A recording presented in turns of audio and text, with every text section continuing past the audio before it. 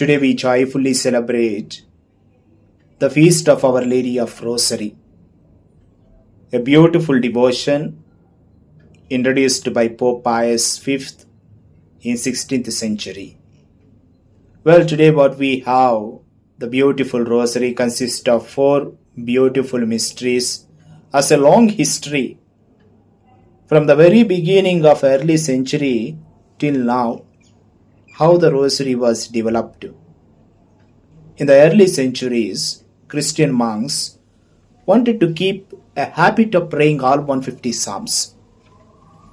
Since many monks were uneducated, they could not read and memorize all 150 Psalms, and there was a provision for these monks who were not able to read and memorize 150 Psalms. And these monks were asked to pray Rosary, to pray 150 Our Fathers instead of 150 Psalms. Now by the 12th century, moving towards 12th century, with the arrival of mendicant orders, Dominicans, Franciscans, Capuchins, Carmelites, and Servites, Hail Mary was added as a prayer. Now the people started to say 150 Hail Marys instead of saying 150 Our Fathers during the 12th century.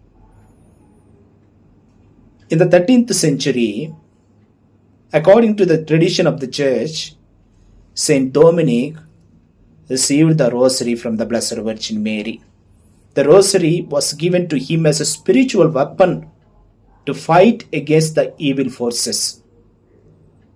In the 15th century, there was a key figure in the church history called Blessed Alendula, a Dominican monk who organized Rosary systematically into 3 sets: the joyful, sorrowful, and glorious mysteries.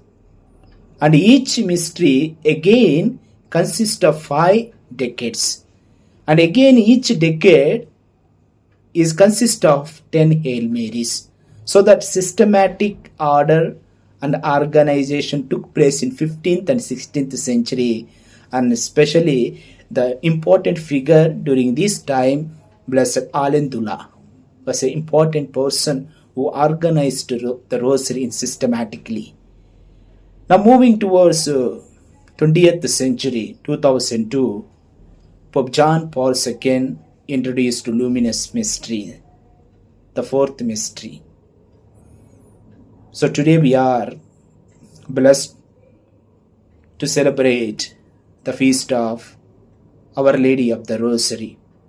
In 16th century, Pope Pius asked all the Catholics to pray the Rosary.